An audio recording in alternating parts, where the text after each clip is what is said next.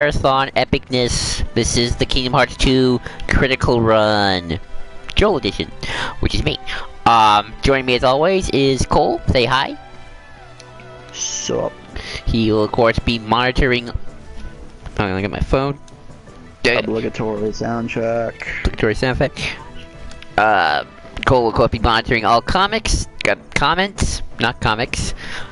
Yes, if I were monitoring all comics, I probably wouldn't be in the limelight for a couple of years. Yeah. By the way, it sounds good. We're fine. Alrighty. Master Riku is back. Sup, Master Riku? I'm a bit behind then. My thing's not portraying screen thing yet. What do you mean? Oh, there we go.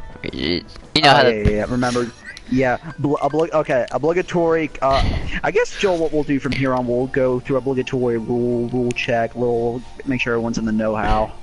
So I'll get to that in just a second, Mr. Riku.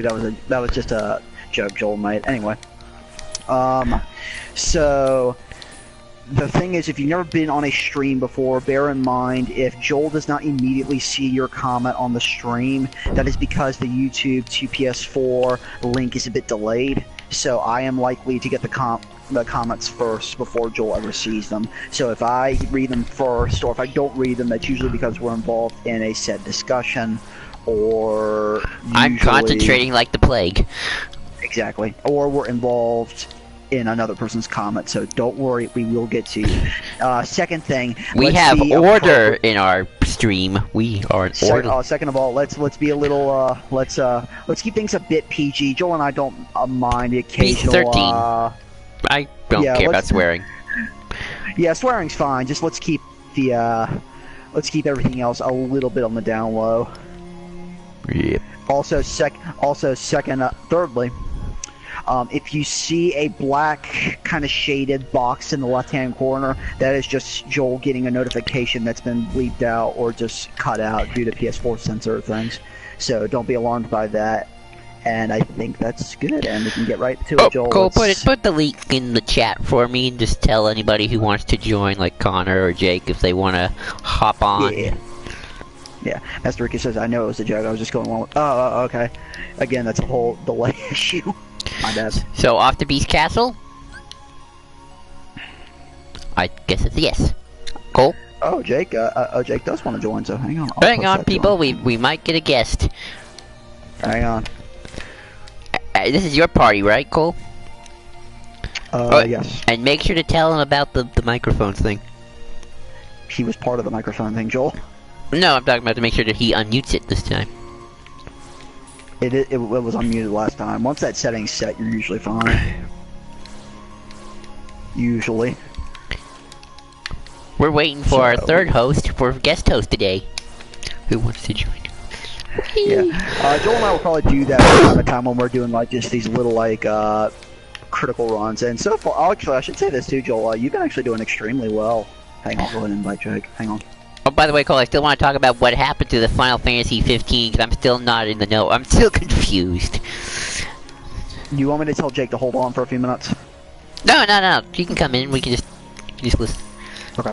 Actually, yeah, because Jake's part of the video game know-how anyway, so he'll be able to, in a lot of ways, explain this a bit easier than just me trying to talk about it. Because now, yes, and also because your view of Nomura might have changed for the positive. I'm not necessarily testing 1 2 3. Don't worry, we're here, Master Riku. Don't worry, we are here. Believe me. Yeah. By the way, obligatory. If we start phantom talking to someone else in the distance, please let us know. Master Riku, how does he do that without a microphone? I don't know how to do what without a microphone. I don't either. Hang on, let's see if Jake actually joins in. Joel, I just go ahead and say, let's go ahead and Alright, I'll just start. Let's just go ahead and start. I'll manage anything else. Thankfully, we're doing well so far in terms of audio. No audio screw-ups have been happening yet. I'm beginning to think, Joel, that it may be it might be this game's issue, or maybe something's drawing in a lot more than we think it is. That could be an issue. I wonder who lives here. Is something wrong with my stream so far? No. By the way, hey, Jack. Hey, Hello, what's going on, people? Hi! What's going on, Jake? By the way, people, can you please tell me you can hear Jake? Because if not, Jake needs to do something with his Well, you can have the stream too, Cole, so you can listen. I think I set my setting to always allow last time, so we should be good to go. Alright. You were being shoot. Cole, are you checking the stream? Okay, good. That's awesome. Yeah, they hear Jake. Good. Good. We have Jake on. He's playing some Fortnite. Are you playing Fortnite while you're streaming, Jake? While we're streaming? Yeah, I was thinking about hopping off and watching you guys, and I still might do that. No, it's fine. Actually, I was actually glad you told me that, because that at least tells me that gives me ideas for what Joel and I can do in the future. So thank you for doing that. I've considered playing while Cole does the streaming, but I just didn't want to be rude. Well, the other thing too is that I could, but I also have to manage the comments. That's true. True. So I could play, but also, yeah. Also, thank you, Master Riku, for letting us know. So how you been, Jake? I haven't heard from you in a long time, especially since the whole we lost like 2 hours. Yeah. Things have been good. School's finally coming to a close. I think I only have 4 weeks left, including this next week, which is good. I was talking about this in chat last night, but I found this like drawer / file cabinet thing that actually fits the art boards that I use that are 11 by 17, which is what comic book creators used to work on. And it has been a pain in the motherfucking ass trying to find something that fits 11 by 17 boards and the portfolios that I keep the stuff that I finished on. And so it's great, and I actually got another one today, just because it's like a multi-purpose thing. I can use it for other stuff as well. Yeah, I'm really happy about that. Have you guys been? nice. I'm good. I've been good. By the way, before we get school's coming to the end on my end too, although that means just the pressure of finals. Yeah, too. Joel, since you brought this up before Jake jumped on, now that he has jumped on, I guess we can just get right into it. So, for anyone Gaming who joins controversy. Yes, this has been a big gaming controversy, especially on Square's end. Actually, there's been 2 big controversies from Square's end. I don't know how much you've heard about the first one, Jake. The whole Quiet Man game situation. That's another thing, but we'll get to that in a second. I'll talk about it in a second. Anyway, so for those of you who haven't heard, basically, Final Fantasy 15, the game Hajime Tabata had been helming, that Nomura jumped off of course, is the creator of this game. The remainder of the DLC, I think there were 4 planned DLC that were supposed to come out, and out of all of those, only 1 is coming out now. The other 3 have been canceled. The game's now been brought to a halt, and Hajime Tabata has now left Square Enix because of it. That's a big deal, apparently. Yeah. By the way, Master Ricky, before you... Hey, just to ask, have you heard of this cartoon show from the 90s called Wild West, the COW boys of Moon Mesa? I have not. Sounds familiar, but nope. It does sound familiar. That sound familiar to you, Jake? No. But Jake, part of the reason I'm glad you're here is that a lot of the whole controversy surrounding this whole big Tabata's departure, as well as the DLC being canceled, is that a day or 2 earlier we had gotten news that Square Enix had lost $33 million. Oh my God. I believe as a cost to their Luminous studio. Which, if none of you know what Luminous is, Luminous Studio was a studio helmed by Tabata, or was one created by Square and Tabata helmed. And Luminous was centered around the Luminous gaming engine. And another little interesting fact, the Luminous game engine was the original engine for Kingdom Hearts 3. And allegedly... What? Interessante. Interessante. That's interesting, but... Yeah, I know. I'm like, whoa, I just got out of Spanish class today, so whoa. That was like a really odd meta moment.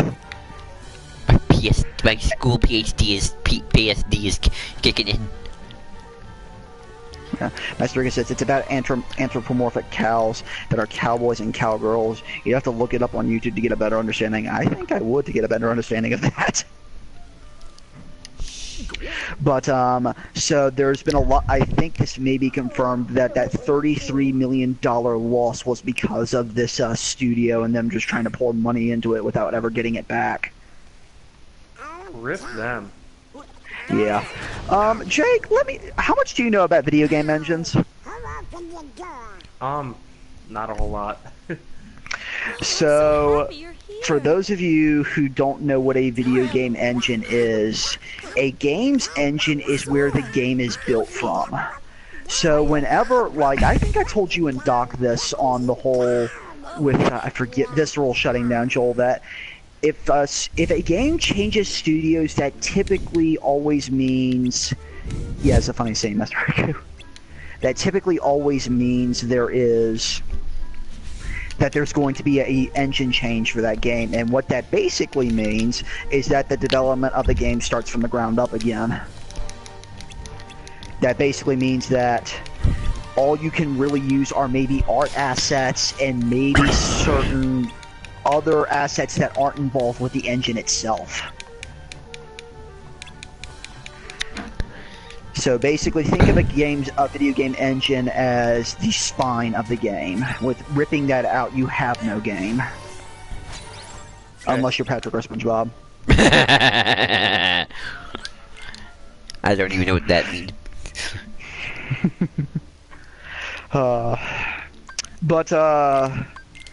Joel, you said you were confused about this. I'm curious what you were confused about. What just the overall story and what was the controversy here, and how what it had to do with Nomura, and your views on it.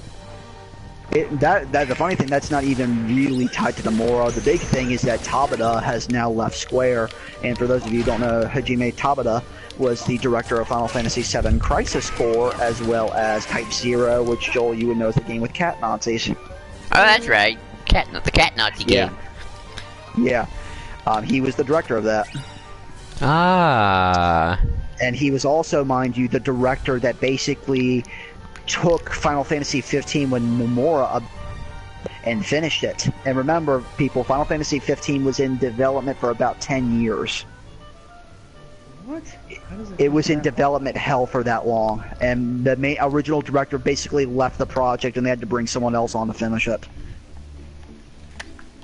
Yikes! Yeah. And Joel, you had said to me, we had talked maybe maybe it was last stream, and you said to me that studios aren't as competent as I thought they were, and I now realize you were right, and that's why you should never doubt your friends, people. Well, at least never doubt me. Never doubt. I am always right. I'm kidding. But to tie this back to Kingdom Hearts, Joel, I don't know. I can't confirm this, so I can't really be the one to say this is what happened. I imagine by the time after 2 came out, and Nomura maybe he wanted to move on to 3. I have no idea, but I imagine Square may have said, no, there's got to be more than 3. There's got to be more.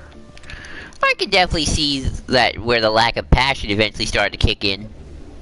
Yeah, I imagine Dream Drop Distance finally happened, and they realized, okay, we need to get 3 out, because like Joel and I have always said, Dream Drop Distance was kind of the he's burning out, or at least it was kind of just getting annoying. Yeah. And it was kind of becoming the dark ages for Kingdom Hearts for a while. Master Riku. Hey, just to ask, if KH3 possibly has us visit Bambi's Force World, do you think we'll just visit him when he's still a fawn or when he's an adult? If he's still a fawn, then we're all emotionally in trouble. Yeah, no kidding. I imagine probably a fawn. Hang on, I gotta wait for this person to do this thing to wake up. Oh yeah. No, you have to push it while he's asleep, Joel. I know, but you gotta. While he's asleep. It's a she for one thing. You're behind. My bad. Yeah, she. So I imagine that's probably part of what happened. I'm not forgiving Nomura's writing, but I'm saying he might not have been the reason we got so many side games for as long as we did. I mean, you can tell where the passions is. Like, this game has a lot of passion despite weird writing and maybe being a little too overly ambitious. Structural issues, yeah. And being a little too overly ambitious. Birth by Sleep, Yeah. I think, still has the passion. Again, the writing. Days, I think, And is saved by the especially writing, structure. strangely. Again, I agree. The code in Dream Drop didn't know. That's when he's like, okay, now I'm just... So here's another interesting little tidbit, Joel. And this further adds to the kind of the incompetency of Square, and I don't know exactly how real this is. I've talked a lot about the Final Fantasy VII remake, Master Riku. Also, something that grabbed my attention. Do you remember the projector scene from the Tarzan World in KH1? Yes. That was always fun. Yes, we do. I believe Joel and I actually talked about that, didn't we, Joel? The projector? Yeah. That's always an easy part of the game. Come on, can you find it? Yeah. But about the remake, Joel, apparently this, I don't know how true this is, so don't quote me. Apparently Nomura, when the presentation of that first trailer came out, he had no idea he was the director of that game. Oh, wow, okay. Apparently he had not been informed beforehand that apparently he was not the one that immediately jump-started that project. That was Square's doing. Video game studios. Am I right, Jake? Yep. So Jake, to answer your whole thing about the Quiet Man thing, basically Quiet Man is it's a game. It's a 3-hour-long game put out by Square and another studio. That's basically not that long. No.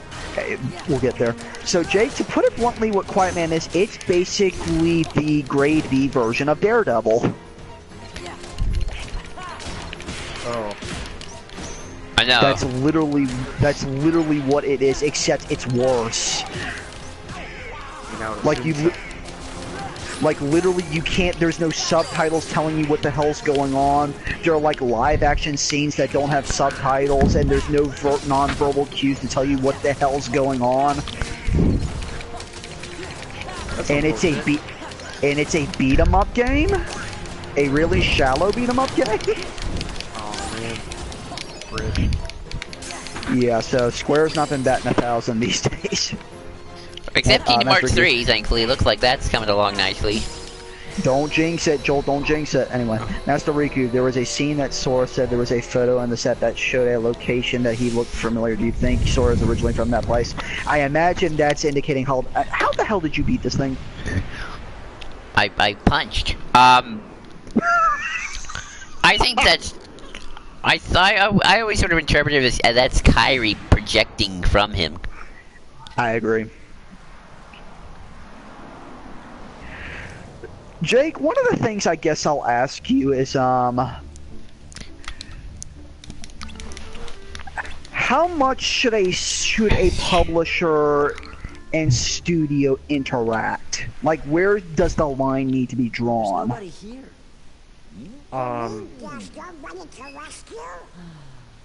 Did someone say rescue? I think a general principle would be that studios, or I guess publishers rather, would have to let the studio do what they want to do. If they've signed off on a project, like, they should have enough faith in what's going on to allow whatever is being done to I'm Sora. Donald. He's part of the Disney Disney trope of one parent must not exist. I'm glad you're okay. Non-existent well, parent. I mean, I'm not really sure what else to, what other input to throw out, you know? Like, I think when you, It seems so long ago. I don't know, it's tough. What do you guys think? I think part of the thing is, and I think I kind of go back to this, and oddly enough, we were discussing this in my pop culture class, and it's weird. This is good callback. Anyway, I always go back to Batman and Robin for a lot of ways. I know video games and movies are different industries. I get that. Anyway, the whole thing with Batman and Robin is the movie was literally made to sell toys. So it was basically a studio mandated project that must happen instead of it just being a work that a studio wanted to bring in. I don't know, Cole. I think you can have that kind of mandate, but still have something good. Look at Transformers. No, I agree with you. I agree with you there, Joel. I agree with how. I don't disagree with you there. I think part of it is, and another thing, and another. Why do we keep bringing this movie up? Batman vs Superman. Yeah. What, Jake? Sorry. No, I'm just kind of reacting to what's going on in Fortnite. Oh, that's okay. Hey, did you buy Red Dead Redemption 2, Jake, or no? I have not. Me either. Cole's the only one who has it. I'm the only one who has it. I would love to buy it, but I just don't have the time to play it. Yeah. Plus, fun fact. It is a 100 gig game. It might be the largest game on the PS4 right now. What? With 2 discs to download. Oh my god. I'm not kidding. I walked into GameStop, walked up. He says, "Now bear in mind, this is a 100 gigabyte download. It has 2 discs." I'm like, "Getting right?" He's like, "Nope." Oh my! When I got the Spider-Man game, I had to uninstall some stuff, but yikes. No, it took about an hour and probably 20 to download. And I thought Spider-Man was gonna be my biggest game. No, Red Dead 2 it's humongous. To give you an idea of map scale, Jake, do you know anything about Grand Theft Auto 5? Yeah, I played the shit out of that game. Okay, so you have a basic idea of the map. Yeah. When I say this, I'm not really exaggerating. The map is probably three to 4 times as large as the Grand Theft Auto map. How does one do that? What? Like I've heard some of those statistics. It's like, how does one do that? Like that's nuts. Like literally, you can go online and find like map comparisons. It's pretty damn incredible. And this is also, mind you, the game that made more opening weekend than Infinity War. Holy moly! It's like the second biggest opening weekend of any entertainment thing ever. Only next to Grand Theft Auto 5. I mean, when GTA 6 comes out, that thing is gonna blow some people away. But the thing that I love about GTA 5, I don't mean to get up on this tangent, is the atmosphere of the West Coast.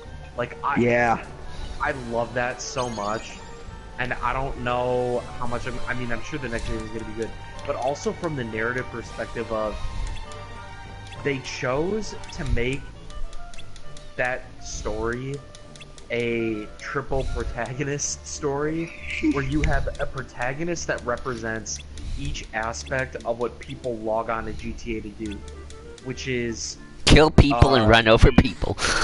which is the blue-collar crime, which is represented by Franklin, white-collar crime, which is represented by Michael, and then the crazy running people over fucking hookers and then killing them in Trevor. It's like, that is so genius. I cannot get over that.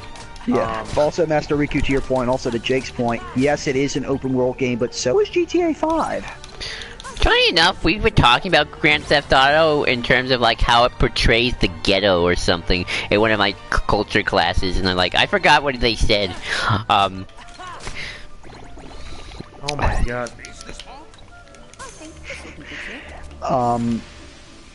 Strangely, I've never played Grand Theft Auto 5. I've played 4, but I've never played 5. I've watched people play Grand Theft. I've watched people play Grand Theft Auto, and I've been tempted to get it, but it's like, I don't know. I don't know if I have the stomach for that kind of game.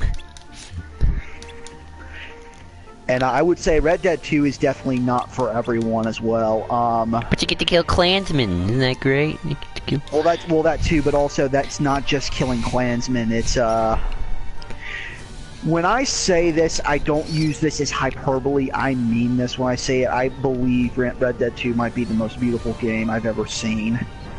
It does look gorgeous from just the little clips I've seen. It may very well be the most beautiful game I have ever had the privilege to play. Uh-oh. Hold on. I gotta mute my mic. I just got a call from work. We'll see what Sure this thing. is about. Oh dear. Oh, But, what, Joel? oh, I don't deny that, Cole. I'm sure it's lovely.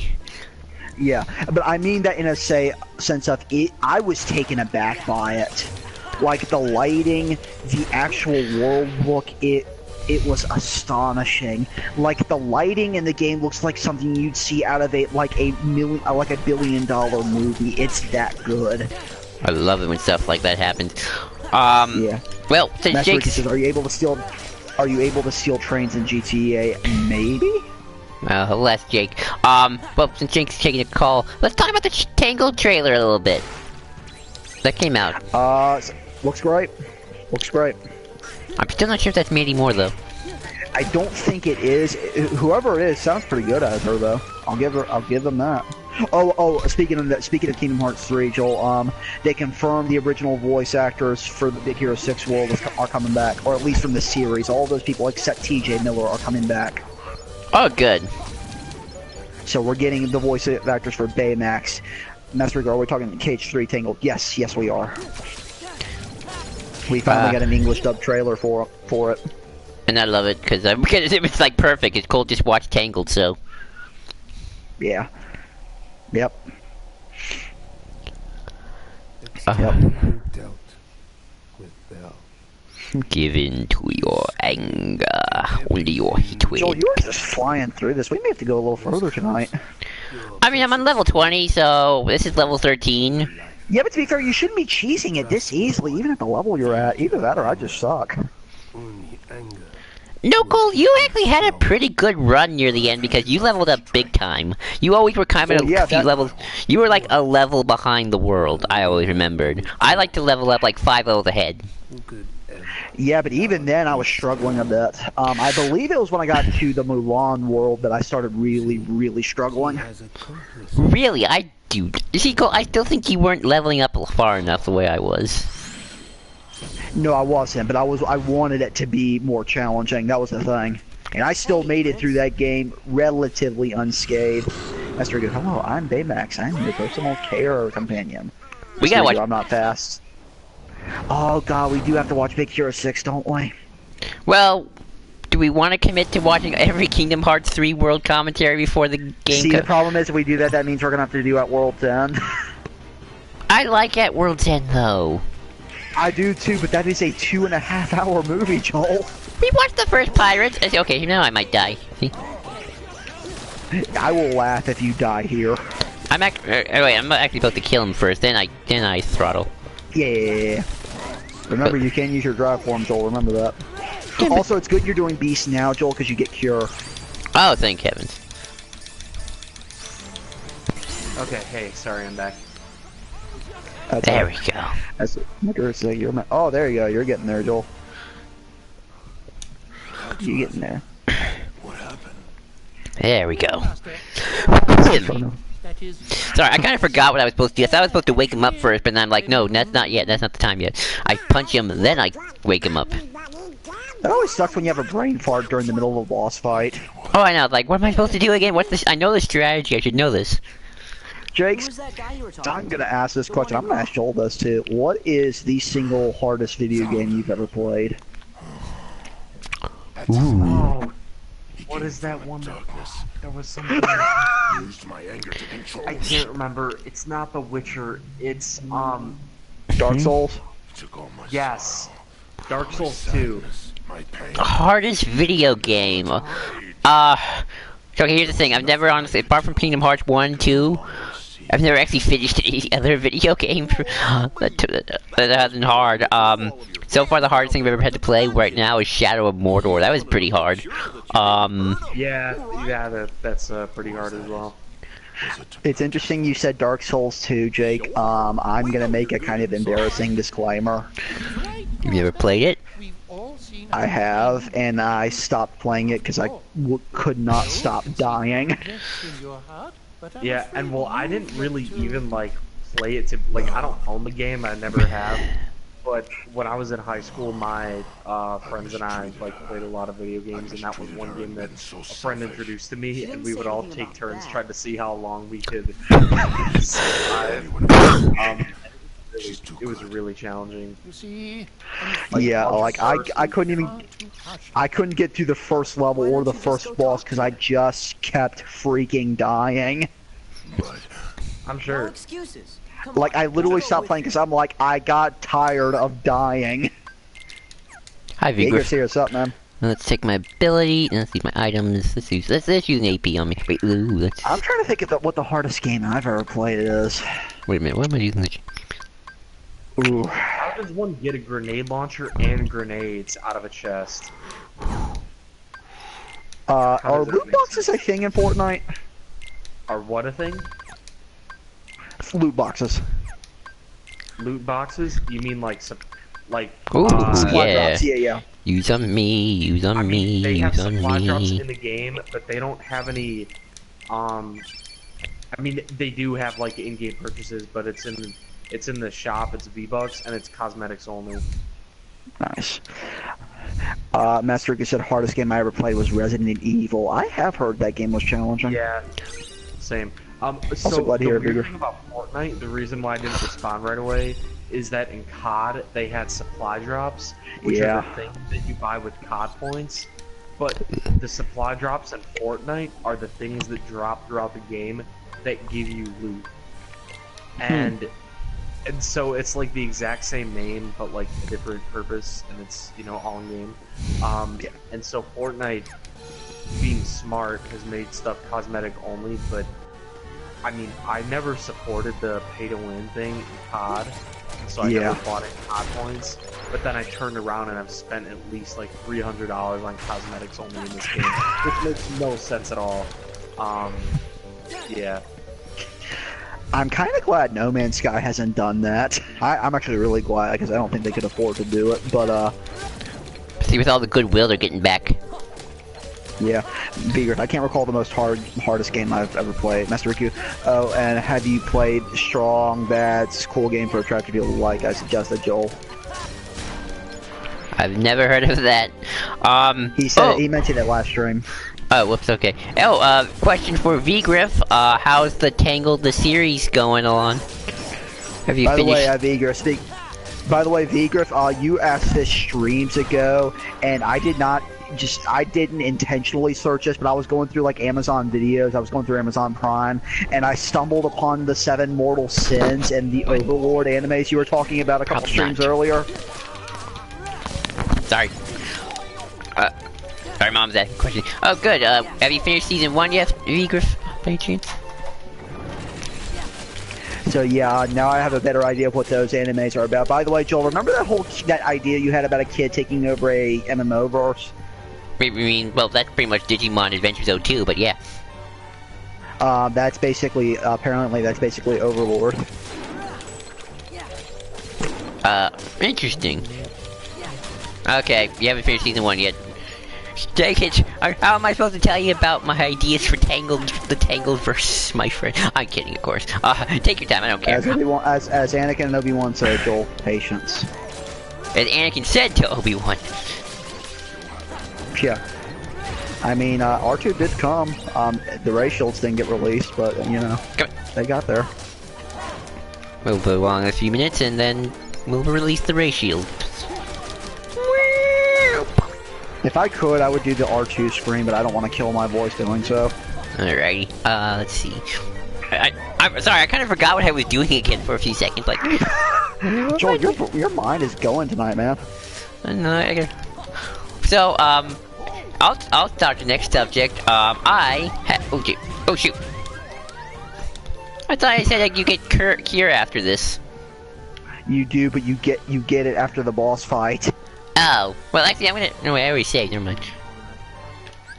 So I had a bit of an epiphany, a bit too late sadly for Kingdom Hearts 1 story, although I might fix it later, after I finish posting it, where I realized I made my chapters way too dang long. Joel went the light novel route. Oh, we could say maybe Pokemon Conquest is the most difficult game I played, or Mystery Dungeon Explorer or Sky. More mini. Have you played any Pokemon games, Jake? Yeah, I played a lot of Pokemon when I was younger. Did you play Pokemon Conquest? I did not. I played the main like games in the series, and then I played competitive. Nice. Which one was the hardest?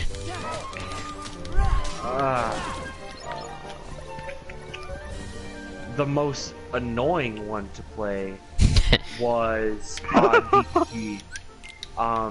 Because I played like when I was younger, and that was first gen, and then I went back to it in high school and played 5th gen, and then I went back to 4th, and I was like, the game mechanics are so slow. Why am I playing this? It was really frustrating to get through. I don't know about most gen. Those games are all really easy, but actually, maybe Sun and Moon was the most difficult because it's literally a cutscene simulator. Like A cutscene simulator. it's literally a cutscene simulator. Like you go into the game and you have an hour's worth, an hour and a half's worth of cutscene. I feel like I've talked about this on stream before. Like an hour and a half's worth of cutscene before you can really go and do anything. And at the end of the game, like after you beat the champion or you beat the before and become the champion, it takes an hour and I think 45 minutes before you can save the game. And the reason I know this is because I beat that game at like 3 in the morning, like the day, like a day or two after it came out, because I was like hyped, and then I was disappointed as the game went on. But I beat the Elite Four, right, and became the champion, and I'm trying to save the game, and it won't let me, and it forces you to go and catch Tapu Koko before you can save, and you can't even save after that. You have to go do something else first. It's like, dude, why would you? I was really frustrated. See, at that point, that is literally, they should just put a little text dialogue in the game that just says "die." Okay, boss time. Here we go. I'm probably not gonna make it. Will we have our first death, people? We will see. Anyway, Jake, I was gonna ask you a question, and now I can't remember for the life of me what that was. We were talking about Pokemon and which games we played. Oh yeah, shoot, what was it? I've never played crap, I Pokemon can't games, so I was like, I don't remember. Neither have I. I've never played a Pokemon game. Alright. I'm the uncultured swine that has never played a Pokemon game. I mean, I didn't play it until I was freshman in high school, really. I remember what. I never really played it for the game itself. I played it for competitive. Yeah. Come back here, you no good heartless. So, Jake and Joel, I have a bit of a confession. If you played a game when you were kids, do you ever making really stupid decisions while you were kids while playing games, like really dumb decisions that made your gaming experience with that game a lot harder? Yes, it's called not leveling up. Jake, Yeah. what is your most infamous example of that? Ah, there you go. How it took me 7.5 hours to beat the first gym, Pokemon White. And why did that take you 7 hours? Because I hadn't played Pokemon since I was a kid, and I didn't realize how high a level my Pokemon. And what sucked is that I chose Oshawott, right, as my starter, and then I couldn't freaking beat the gym leader because his last mon was a grass type. And I'm like, oh, fuck me, man. Yeah, I'm really embarrassed. So I'll get Joel. Do you have an embarrassing gaming Yes, it's called not leveling up. So mine also kind of. Master Riku, I've never played Pokemon, I only watched the tunes. That's basically my experience with it too, Master Riku. Like So, seriously, Joel, I think- did not level up when I played Kingdom Hearts as well as I should. I did not binge. I just tried to get to the bosses, and it worked for a little bit. But then I got to the end of the world, and I'm like, you know, oh shit. Viger says Oshawott a cool Pokemon. It is. So I'll give you my most infamous example. I may have told you this before. Oh, you want. Is he gonna die? Oh, you saved yourself there. So my most infamous example of this. I think I told you this, Joel. Huh? Yeah. I'm on the edge of my seat. So my most infamous example of this, it was with a Final Fantasy game, mind you, and y'all know how much I love Final Fantasy.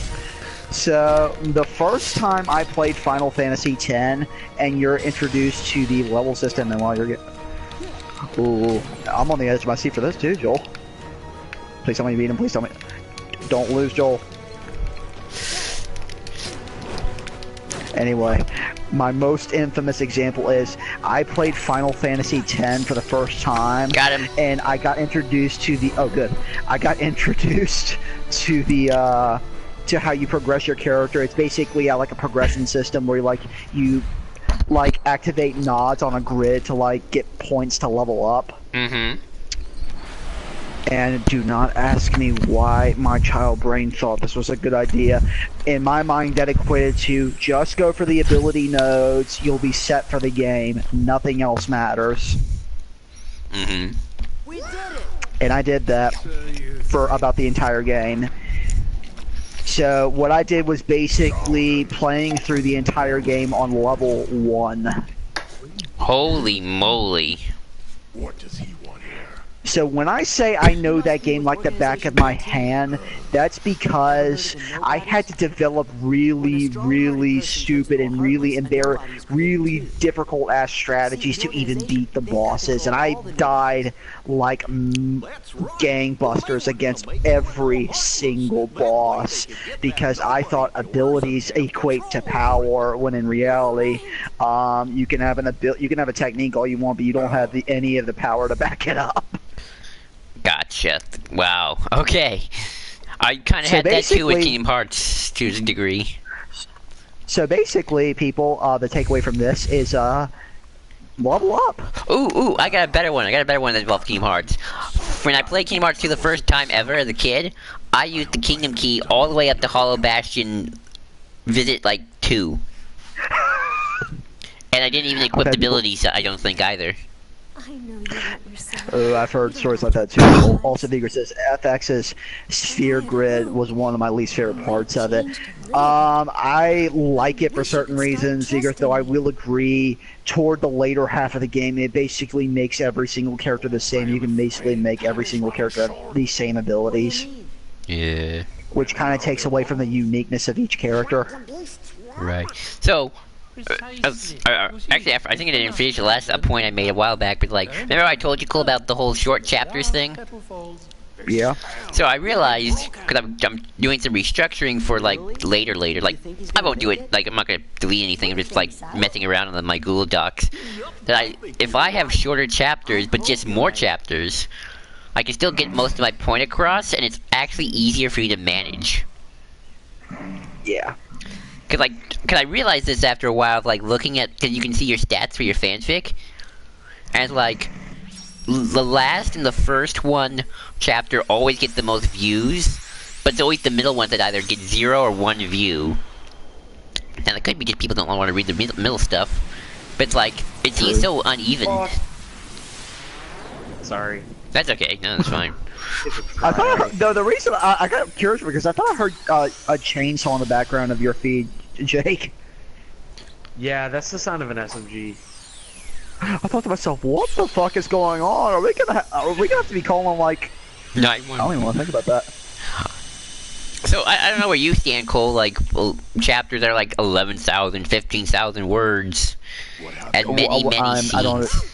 understand what you're asking. You have to go. I don't know, like when you write, do you like to do short chapters or like, but Well, remember, Joel, I typically like to write, I like to write everything just all into one. I don't like releasing things just chapter in advance. Though if I did write if like you were that, if you were writing a novel or fanfic, if I were writing a fanfic, if I were writing a novel, all the chapters would be released at the same. Chapter depends on the content within it. Exactly. But if- Thank you, but Jake. if your chapters are too long, you run the risk of not like.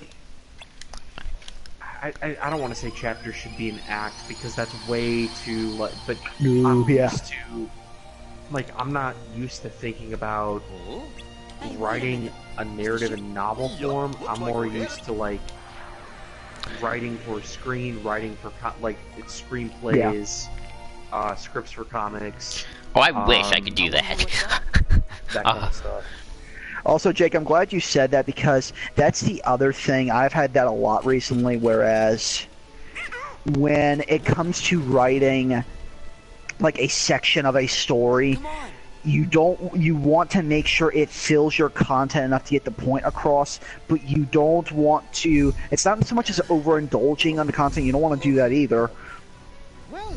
But you also don't want to write in such a way where your readers and the people who have been reading, especially if they're released over time, you don't want to break the pace of your narrative, especially in the way you write it. And by that I mean, you want your story to have a particular pace as it goes along. Sure, the pace, depending on the chapter, may change a bit, but if you have like chapters on it that like drastically change the pace or like vastly slow things down, that's when the overall narrative kind of gets a bit choppy.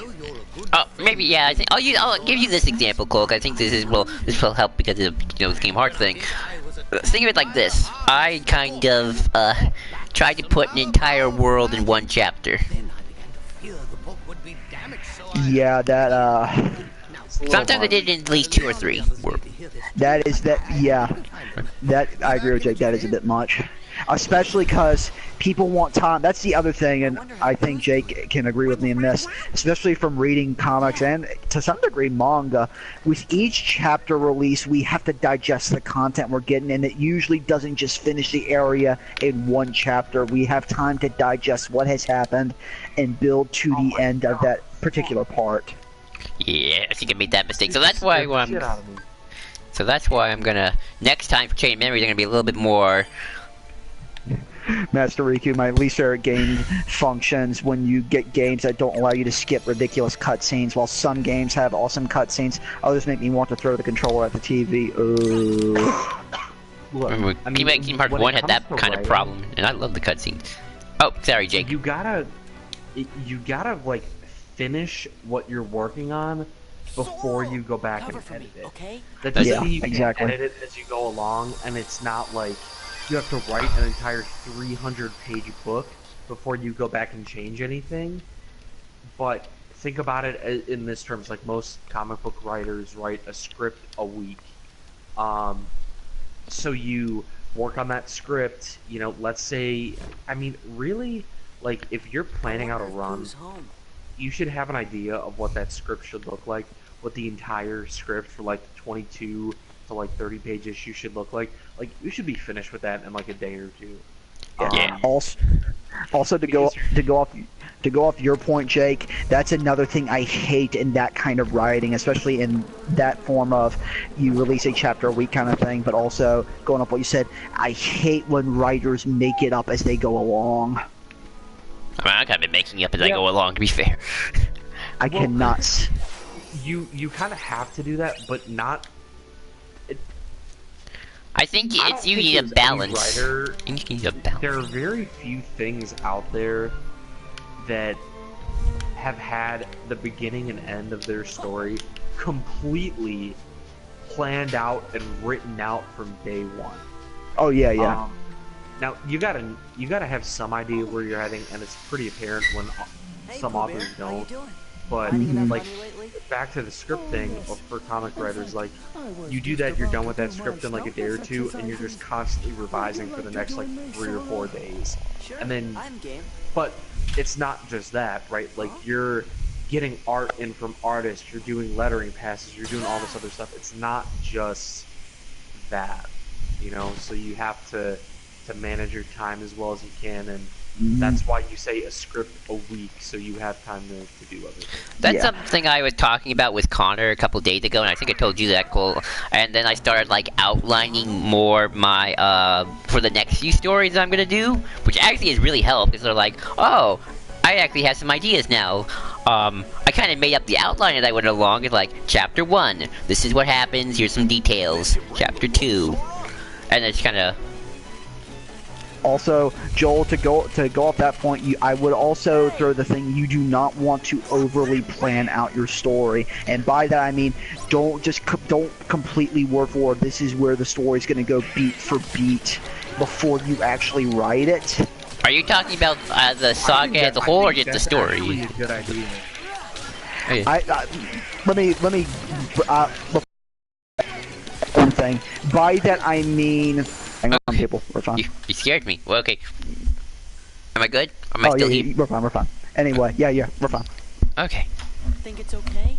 But I would at least say allow yourself the breathing room so that anytime you're like, okay, the story would work better if it went here. Because, Jake, I don't know about you, but anytime I write something and I have an idea of where it goes, sometimes I write in a certain way, I'm like, oh, it would be better if it went to this direction, if you know what I mean. Yeah, like that's what's kind of supposed to happen. Yeah. I mean, to be fair, Yeah. I'm working with fan fiction, which is kind of its own rules at the same time. It's not like we're making money off of this. Yeah. I mean, I try to be as professional as and here's possible. the thing, and I don't mean to like I'm trying to. call you out or anything, Joel, but what you're writing isn't fan fiction. You're just writing about characters that you want to write about, and I feel like fan fiction has such a negative connotation to it that I wouldn't even go there. Like, you're writing about things you want to write about. You're a writer. Oh, okay. Oh, thank you. And own that title. If you're writing anything, regardless of what format it is, regardless of how frequently or infrequently you're able to put it out, you are a writer. Right. Oh. Quote, trademark, Jake Carlson. Let's see. Oh, by the way, Cole, how's November the stream 9th, coming? 2018, we're fine. We're Okay. fine. Are you sure? Because it just said internet connection not sufficient. Yeah, we're fine. We're fine so far. Okay. How's Piglet these days? So yeah, I fully agree with you, Jake. Yeah. I mean, I guess you're right, Cole, because, you know, my outline for the first story is just Kingdom Hearts 1, but just with the plot a little different. Yeah. Yeah. I always go by the mentality, make sure you know what you're doing, but don't like just write beat for beat what's going to happen before actually writing it. Oh, no. Because for me that kind of takes the fun out of writing, and I unfortunately ran into that where I'm like, this is what I want to do, this is what I want to do, but the thing is, I got in that loop of this is what I want to do, that's also what I want to do, and I never actually wrote it. Sadly, also, I think, although I think pacing did kill me at the, it kind of has hindered me.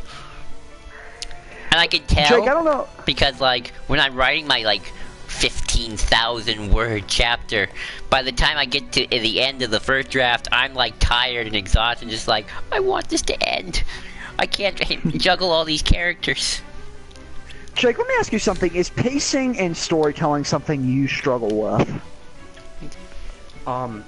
I would say yeah, just because I'm not somebody who is able to write all the time, and like my foot in the door to the career that I want to be in is the art side, not the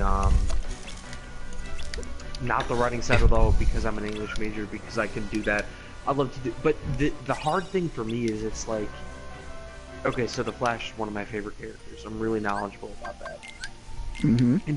And we did this whole podcast about me like sort of voicing my ideas, trying to get some feedback as to like what I could do, how I could change things, like what the kind of story I would tell out of continuity. Like I was thinking, planning out an entire like 200 or 300. Okay, planning out an entire like 200 to 300 issue like era of Barry Allen Flash. Like cleaned up continuity, very cohesive, and then doing more or less. The thing is like that's never gonna happen.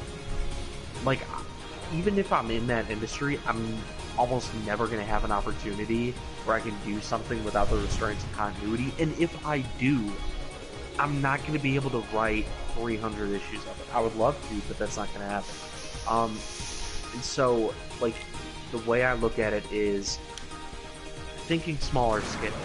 Like, for example, Jeff Johns came on The Flash for a 6-issue arc, and by the time he turned in his second issue, this is Wally West era, by the way, the editor asked him if he wanted to stay, which he agreed to, because the strength of his first 2 scripts were so good. And so the way I'm kind of looking at it is, alright, if I was put on this title to do the next 6 issues, like, what would I do? How would I tell that story? What would I focus on?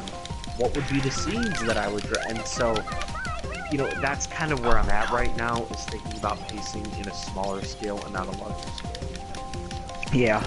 I think I have more problem pacing in this smaller scale, because I kind of right now, with that Kingdom Hearts project I'm working on, I kind of more or less know how many books, to lack of going to phrase, I want. I just how many chapters in per book I'm gonna go. What's the how long each world will take. Dividing up the plots. Like I have the main plot and I have a couple other B plots going on at the same time. Cause I want to make it like a big epic. I'm gonna need to go move my laundry. I will be right back. That's cool. And also cool the fact you don't know Land Before Time is sad. No, I never knew it. Well, I finally just figured out he directed Anastasia. That's sad, Cole. You don't know Land Before Time. It was my childhood. There are a lot of things from my childhood that you don't know, probably. Probably. There's a lot of things from my childhood I don't know or remember. But that's what I was getting at with like the whole pacing thing. It's sort of like Destiny Island honestly takes oh shit, I'm gonna die here. I know it. Don't do that. Don't do that. Joel, I don't appreciate that pessimism. I died. Dang it. Well, first, I'll put first Gummy Death. Why not? Are we gonna just put well, you can put first death, and we're gonna count these as. No, I'm gonna do first Gummy Death. Well, I mean, do you want to count Gummy Death as separate from regular deaths? Yeah, because I think regular death, because they're kind of weighted a little differently. Especially because these gang. Okay. What did I do wrong? This section is a pain in the butt to play through. Use your lasers, by the way. Hold down the X button and they'll let you use lasers. Alright. Because, like, I'm now in my little rewrite, which I'm by the way, I will continue Chain of Memory, don't worry. I'm gonna finish my first one that I have already.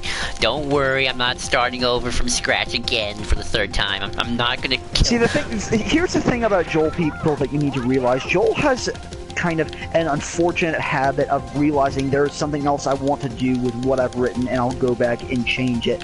I'm like George Lucas in But it's all in an effort, mind you, to make sure his quality gets better. Although that one guy I was talking to, like, he got I don't want to say pissy, but he got like say one guy was like, I wasn't descriptive enough. I want to be more descriptive. Like he wants longer chapters. I'm like, no, that's not my style. Well, the thing is, here's the thing. You can more description is kind of a blanket term. I would rather, like, if I'm going to say, here's the issue with this description, it's either too bloated or it's not concise enough. Instead of saying, I don't like your description here, it's better to say, the description you use here doesn't give me an idea of what's going on, or you're J.R.R. Tolkiening it when you really don't need to, if you catch my drift. I think I tried Tolkiening it a little too much, and I paid the price. I think that's the thing you always got to be, is like how much description. You always got to think, does that set the scene well enough? I'd like to be reading Harry Potter, because I think that's where I need to draw my most inspiration from. And honestly, yeah, it's not that descriptive. It's like, it doesn't go all Tolkien. Yeah, Lord, no, you could even go Narnia it, dude. Narnia doesn't even describe things that much. I did the descriptive thing, and I tried to make consolidate the world into like 1 or 2 chapters. Yeah, description is always the thing you've got to play around with, and also there's the whole thing of And you got to pacing. be that, and it's also you have to be consistent with how you describe things, and by that you don't want to describe things like it's in a Shakespeare play and then describe something as if you're reading a 50 Shades of Grey novel. If you catch my meaning. No, I agree. Yeah, you want to be consistent with how you describe things. See, it's amazing what lasers do for you, Joel. Thanks. Yeah, but we'll, hang on. I love gotta how Joel's concentrate I here. love how Joel's like, yeah, thanks for that. He's like, yeah, No, great, no, I'm thanks. Thank glad. you for telling I'm me after glad. the fact. No, I'm glad. And also, it's hardcore because I'm doing this all by myself. I don't have a lot of people to talk to. The Kingdom Hearts fandom is a small one. Might get bigger after 3. Spinning, let's try spinning. That's a good trick. Oh god, don't start doing that to me, Joel. Alright. If those things grab you, do a barrel roll. Oh, I forgot. Yeah, if those things grab you, all you have to do is barrel roll. That would have been a good thing to know in my critical run. I actually saw someone do that, and I remembered it when I was playing.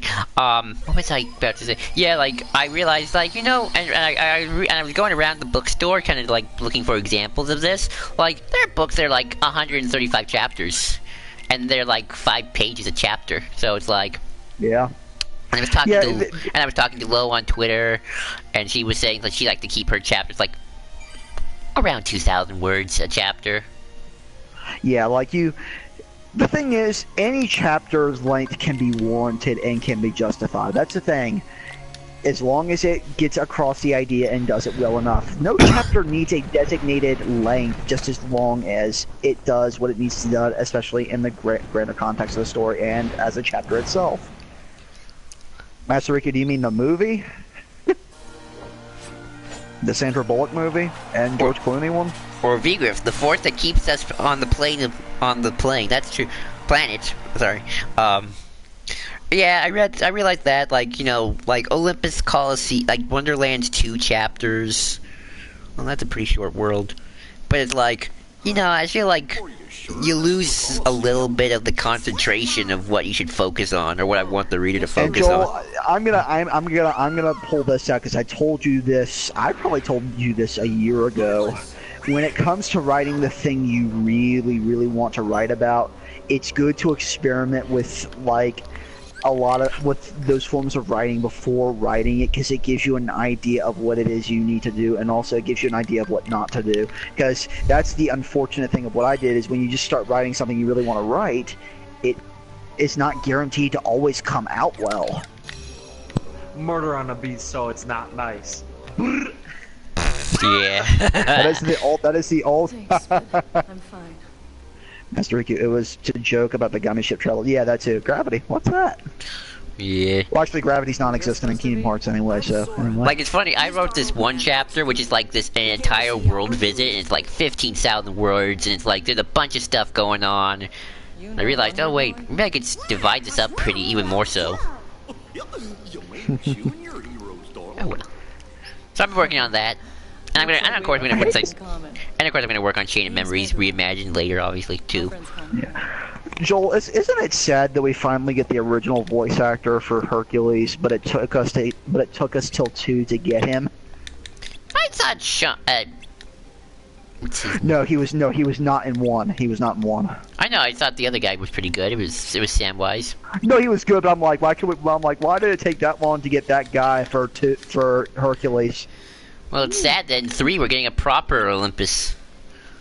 Let's hope they get him. That would be the one thing, like, he ducks out, especially when he's able to actually be front and center finally. Yeah. That sucked. Ugh. Mimi, come here. You have a dog, Jake? I do. Aww. Nice. I love puppy You must be doggy. blind as a bat right now because you like can't see me. Aww. But I feel you, Jake, about your whole like Flash run thing. 'Cause, like, my Kingdom Hearts project, at least in my head, is at least like a 9-part book saga, and I kind of have like the bare bones of what I want to. Like, I have like an end game I'm trying to get to. It's just how I get to that end game that's the question. Joel, here's an idea I will give you. If you have an idea you want to integrate but you aren't sure about it, write it down and maybe you'll come back to it later. Maybe you'll find a place you really want to put it in. That's always, for me, that really works. I do have a notes area I try to keep. I try.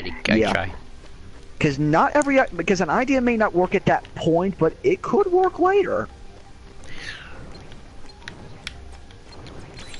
Right. Mister, you are wearing his merchandise. And you are wearing his merchandise. Jake, what is like the most hammiest quote in a movie you've ever seen? Ooh. Good question. I don't know if I have an answer. I know, Joel, I'm gonna let you go first, but I have mine. Ooh, hammiest quote in a movie. Oh, shoot. I mean, a good chunk of Star Wars. Anything Emperor Palpatine says. There. I'll give you one. Something. Dark side. Exactly. That's how you write good dialogue. Dude, that Family Guy, the Blue Harvest one. Yes. I mean, all their parodies of Star Wars are incredible, but particularly Blue Harvest. Like, I love the fucking thing with the couch. Yes. I love the couch gag. That's like my favorite one. No. No. I'll tell you my favorite. No. I'll tell you my favorite. All wings, check in. Red 6 standing by. Red 3 standing by. Red 5 standing by. Simply Red standing by. Red October standing by. Red Fox standing by. And when he gets shocked, he goes, "I'm Queen Elizabeth."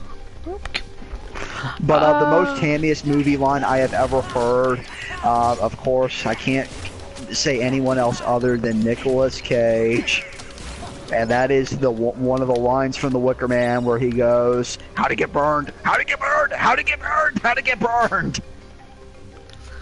I love like Nicolas any Cage. hammy quote I've ever heard is in that. The speaker says, "The Republic shall be reorganized." No.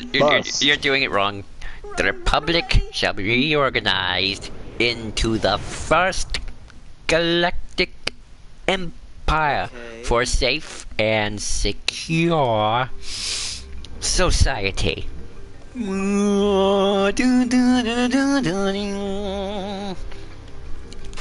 Also, another hammy star. Anakin, you're breaking my heart. Breaking my heart.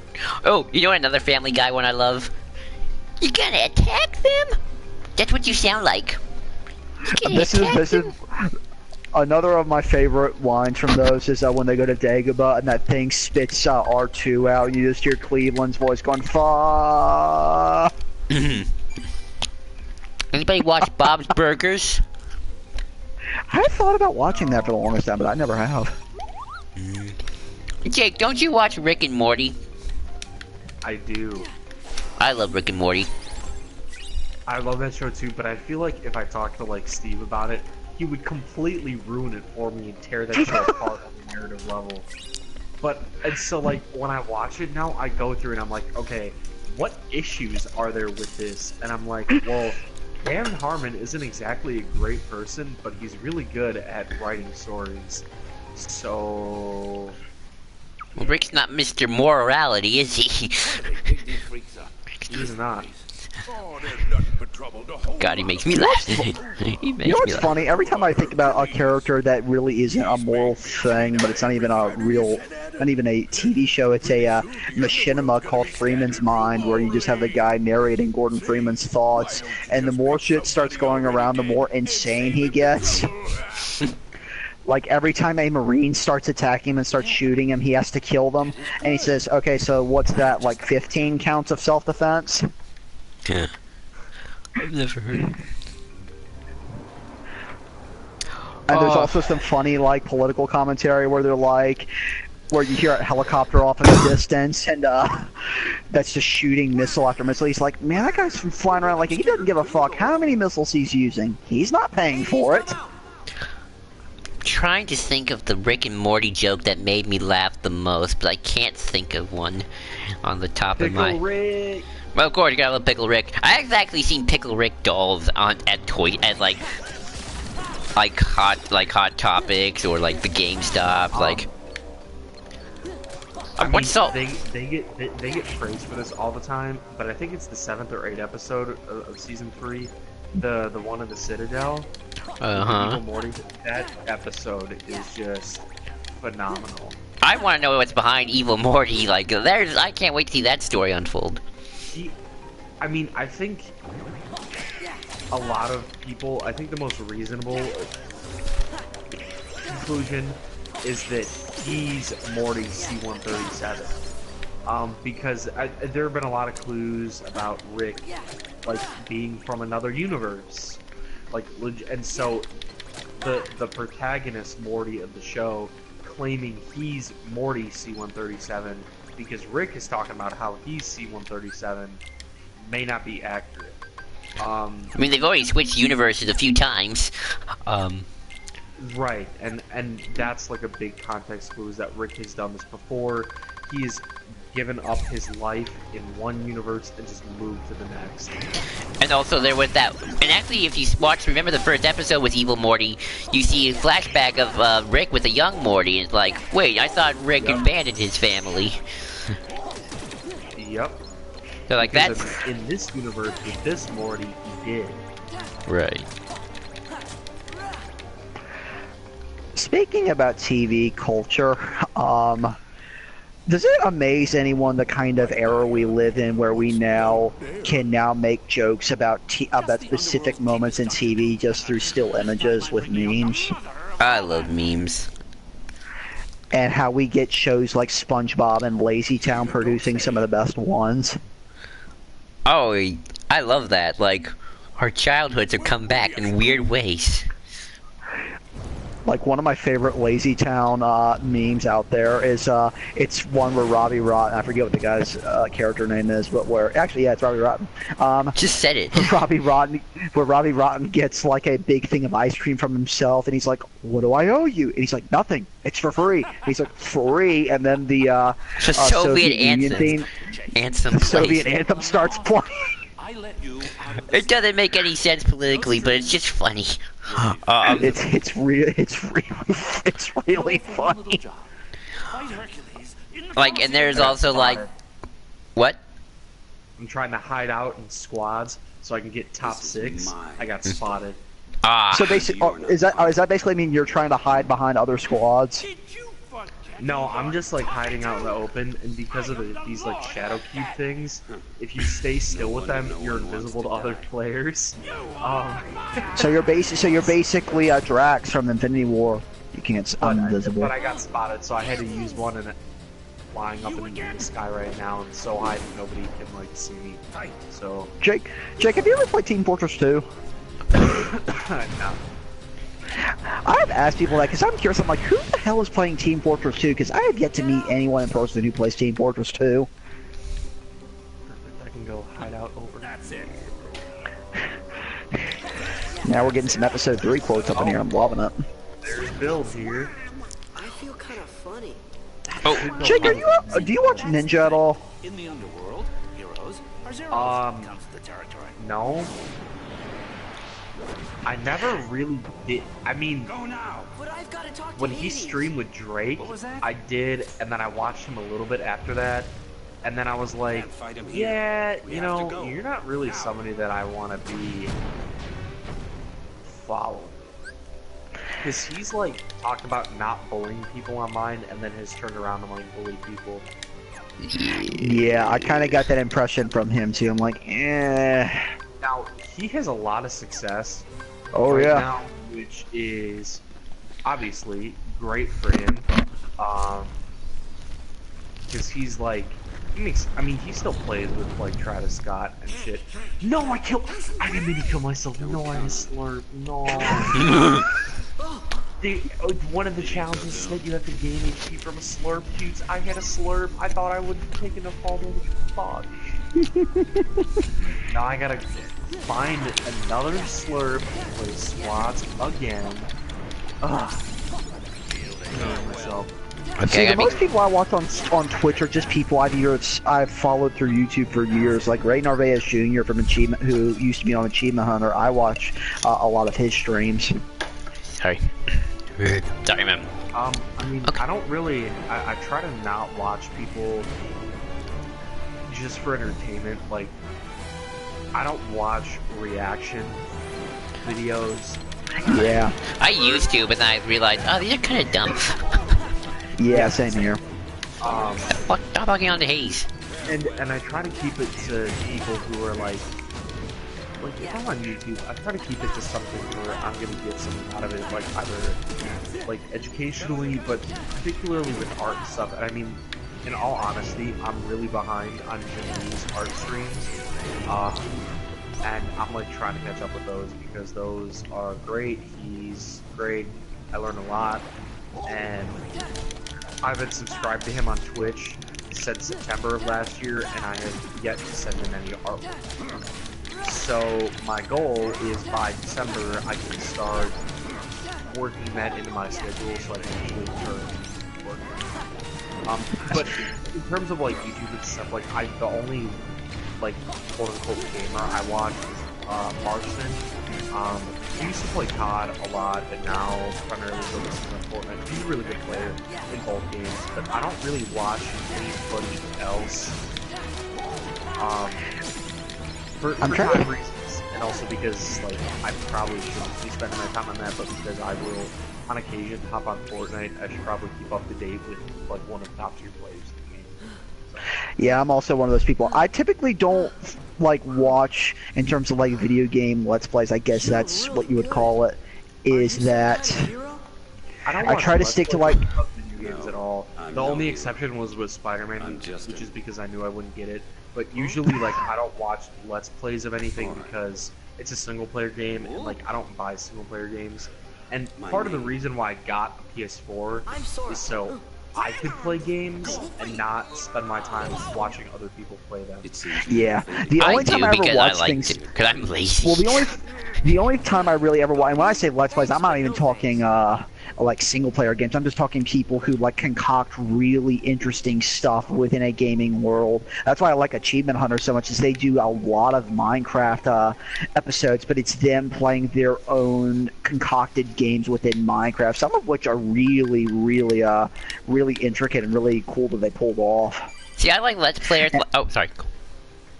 And I also like them because they're also affiliated with Rooster Teeth, which of course Rooster Teeth is not just a video game company. They have branched off into many other things as a fact. Well, I like Let's Players who they can give me like a good conversation along the way. Like I listen to like the Hellfire comms because they're like big Kingdom Hearts fans. They know the lore and they realize they can be silly too. But like, so it's not like they're like they defend it all the time. It's like. But they also are big Disney fans, and they can just talk about Disney and such, and, maybe I should put Easters in here. Nah, I'm good.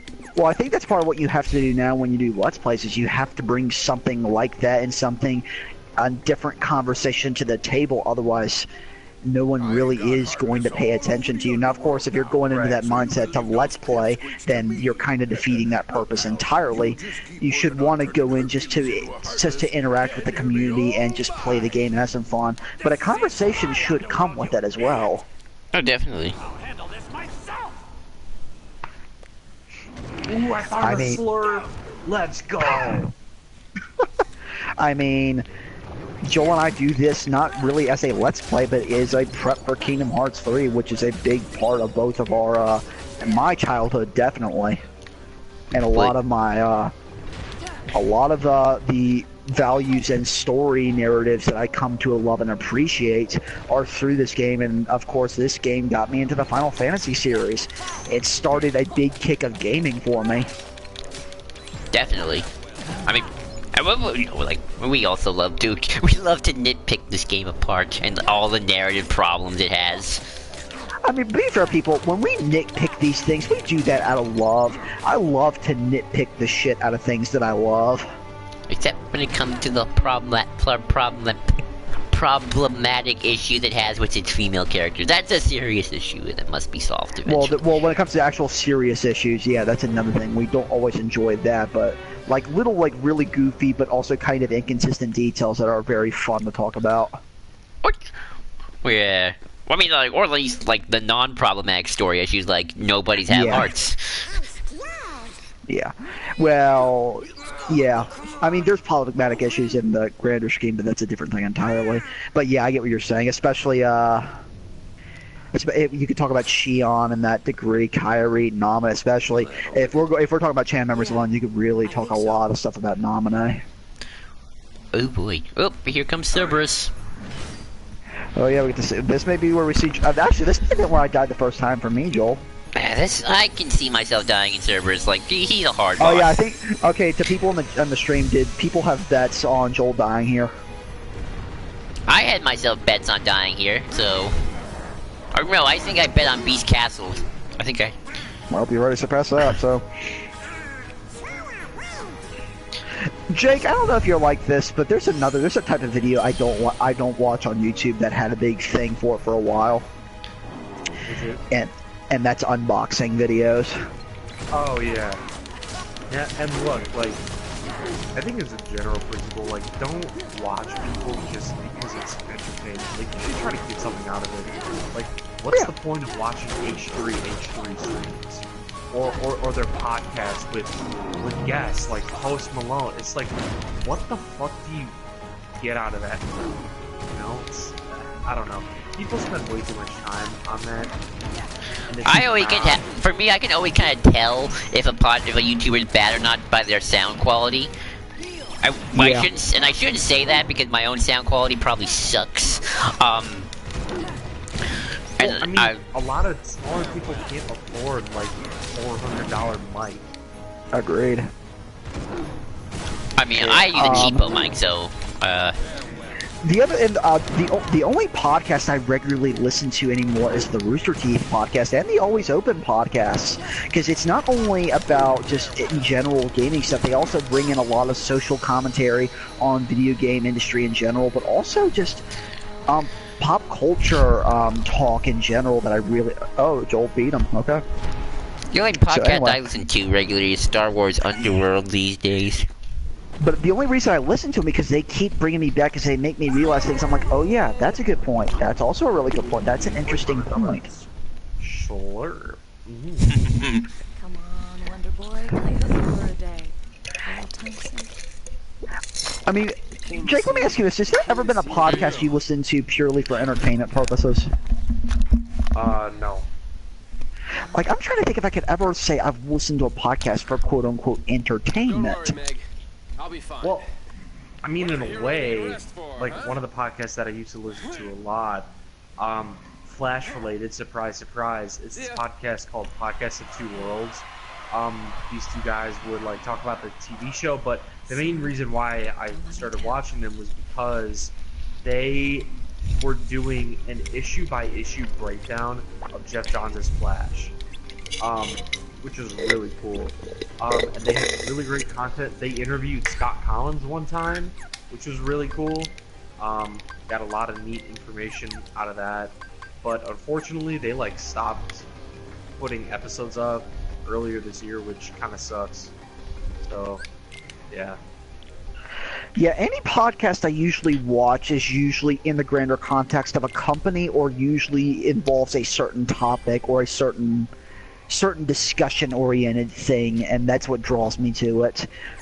Because if I want to listen to people just yammer about a bunch of things or just like general life things for a couple hours, I'd go to a coffee shop. I'd go out in public and do that kind of stuff. Now, bear in mind, I know that not everybody has access to that. I get that. But if you have the option of doing so, I find that inherently more fulfilling on my end. Hey Jake, oh my God, this is squads. I forgot this is squads. Oh my God. Oh no. Hey Jake, I got a question for you. I know you mostly draw superheroes and stuff like that, but have you ever like wanted to branch out, just try like non-DC Marvel characters? On occasion, yeah.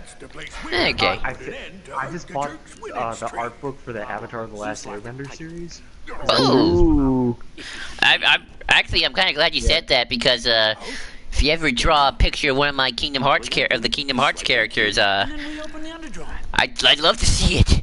Hate to tell you, but that key is kind of Yeah, Which is kind- sure. It won't I'm not asking you to. I'm just like saying, if one day if the spirit moves you from being in our Kingdom Hearts streams, like, go ahead. I was this close for a woman's touch. Because there's always some cool Kingdom Hearts fan art out there. I love Avatar Last Okay, Airbender. actually, to anyone on the stream, what is the hardest difficulty you've played on this game? What is the highest difficulty you've played? Just out of curiosity.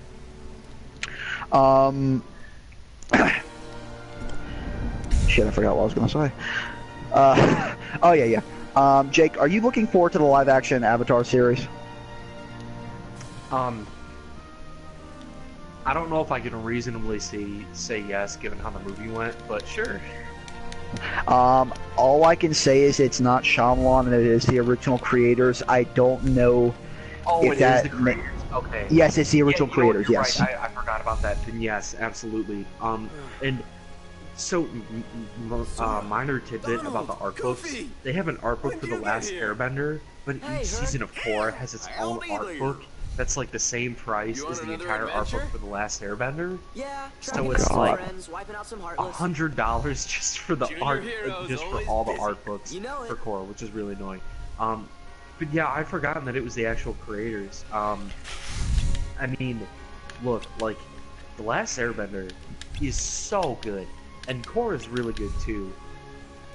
But like, that movie though, I don't know about that. So here's my thing. I like Korra season 1. I hate season 2. I like 3. 4 loses me again.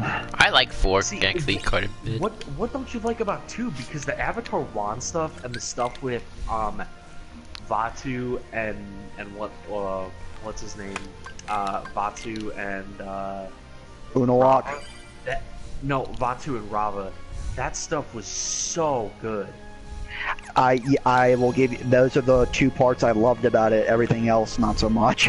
And Unalaq, yeah, that boy loses me, but Here's the thing, Jake. One of my favorite Avatar things ever is the Avatar Wand stuff. I love that stuff. yeah, me too. It was I really hate everything else in that season for a couple of different Korra's reasons. annoying. Number one, Korra, that Korra season 2 makes me not like Korra as a character. I liked you in season 1. I don't know why I'm supposed to like you here. And by the end of 2, I don't completely buy they've won me over by the end of her. Number 2, they really get melodramatic with I forget the guy's name, him and Korra's relationship, the Asami stuff. I didn't like that at all. I like Varric. Thank heavens for Varric. Yeah, I like Varric. I don't even know what Bolin did for most of that season. really annoying. And like pointless. Also, Jake, I don't know if you had this. I hated them getting rid of the past. Thank you, Vigorous Mako. One of the things I hated the most about season 2 is they completely erased the past iterations of the Avatar. So, I know, that was so annoying. so here's the thing, Jake. I can buy to a point why the creators would have done so. I can understand the logic, giving Korra more focus and moving away from all the others. I get that.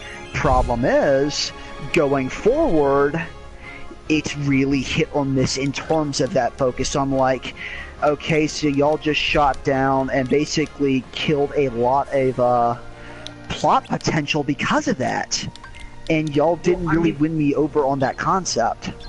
Well, I don't think that rules out the possibility of them moving backwards in time if they ever come back to this, which I really hope they do, but I don't think they will. I agree. Avatar, the Old Republic. We get Avatar Revan. Cool. There's so much to mine in that universe because it's so good. Like, if you're not a fan of at least The Last Airbender, you're nuts. Yeah, and the funny thing, Jake, is maybe 6 months ago, I went through season 1 of The Last Airbender again, and I'm like, it still holds up so well. And it was directed by Dave Filoni. Vigriff, who do you hate more, Amon or his brother? You know what my problem though with the Amon? Unalaq stuff was? Yeah, my- maybe Amon? Yeah. You know what my Well, problem you're- was though? The Unalaq and Vatu or the Kite Evil Avatar guy. I felt that all What, happened I thought- too I thought early. The Dark Avatar was kind of cool. I thought it was cool. I did too, and I'm like, I feel like you used I'm it like, though you too could- early though. I feel like I you do should too, save that or at for least the this end. could be your next big, like, seasons-long conflict, and I'm like, y'all just wasted this amazing potential, and you just destroyed it. That's how I feel Yeah. about Chernobog Kingdom Hearts 1, Cole. Yeah. Well, and I think part of the issue with Korra, and like everybody knows this, but I'm gonna reiterate it here. They did not have this series planned out from start to finish from the beginning. They only wanted to do one season, and then the success they had convinced them to bring it back. What's wrong, you? Yeah. Feeling like, under the weather? And Nickelodeon that's- gave them 3 more seasons, they're like, you got 3 seasons, continue. Description. You know. Yeah, and plus the whole like Hades, we we're gotta taking talk. it off the air, and then it's only online, and that Yeah. really sucks. Seems your dear Also, here's the thing, a lot of people come, of course we're going to complain about the Asami core thing. I was fine with it. I actually thought that was an interesting idea, but when I got to that point, I was like, But why get caught up? I wish this had been seeded a little more and been built up a bit Yeah. more. That really disappointed, because the only time that's ever really set up is a scene between Asami Core and Mako. You can't And I believe hate the love triangle stuff. Okay. I do So too. I hate it so much. That's part of the reason season 2 falls for me. the bloodthirsty. Yeah, and Hydra. again, it's been a I while mean, since if I've you don't watched stick it, so I really Who don't knows what remember kind of a lot accidents might of happen. the stuff that I didn't like in season 2. Yeah, But I accidents mean, do cause. the Like I said, details. romance Who needs a- in You're just a The Last coward. Airbender is so well handled and Can't so all be nuanced Yes. and so genuine. Yeah. And It's then you go to amazing- that, It's like Yeah. they have Can you for a handle this? date like everybody on Team Avatar You and your just heroes don't move. Oh god, you're right. I just know. Yeah, you're right. I'm counting on you. like she went out on a date with Bolin to make Mako jealous. Gotta find Meg. Oh. And then which, you know, characters can do like shitty things, like I'm cool with that, but at the same time I'm like, okay, like you guys can clearly do some more sophisticated work than this. Yeah. You know? I've It's seen so. some cute stuff in the comics though of Korosami though, so that's nice. Yeah. Yeah, thankfully the comics continued that, but like I said, in the show, I'm like, well, this is kind of really hit or miss. And that's Yeah, what the later yeah. seasons kind of become, is it's really hit or miss. Hey, Vigriff, Vigriff like just came in the F out of nowhere. Yeah, I see your point, Vigriff. I agree. That was, like I said, if it had just been set up, like 3-4 scenes throughout the season would have made it a lot better. Especially in season 3 when they were really starting to get close. I'm like, I do not buy that at all. And I still wish the evil Avatar had been like the final boss. Me too. Yeah. I mean, And I'm all about. Also, I remember liking what they're doing with Kuvira because it's literally like history repeating itself, and Avatar's Call of Duty is the same as Aang. Like, there's Yeah. a dictator trying to take over the world again. This is why the Avatar is important, because you can never like stop that kind of stuff. But at the same time, I felt like there was tension in that because it's the world at stake. But I think you're right. Like, I think the Dark Avatar should have been the ultimate big bad, because that's really the only option where the scale can get bigger. and symbolically would work better, and thematically as well. Yeah, And I also would agree. going by that, Jake, what you said about the Avatar doing what they need to do, that's especially pairing with not only Aang but Roku, Yeah. because that's kind of Roku. Last Airbender, in a lot of ways, is Roku's failure. And he even says that to Aang at the beginning of season 3. He says, "If anyone's to blame for this, Aang, it was me. I should have seen this coming earlier and prevented it." I mean, literally the end of Roku's life, where Sozin could have saved Roku. He looks at his best friend, the one he would have probably have called his brother. He looks at him and says, "Without you, all my plans have come to fruition," and abandons him and leaves him to die. Yeah. He's Obi-Wan. Doesn't Ron Perlman voice Sozin? Huh?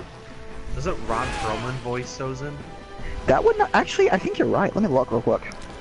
I know Mark 'Cause I Hamill voices the remember- Fire Lord, but that's it. Yeah. Yeah, which is really cool. It's Mark Hamill. Yeah, I feel like voices Sozin. Man, Ron Perlman is such a good actor. Yeah. Deathstroke, It's- so... Hope you enjoyed it. Yes, Ron Perlman did voice Sozin. Okay. I also really like Sozin.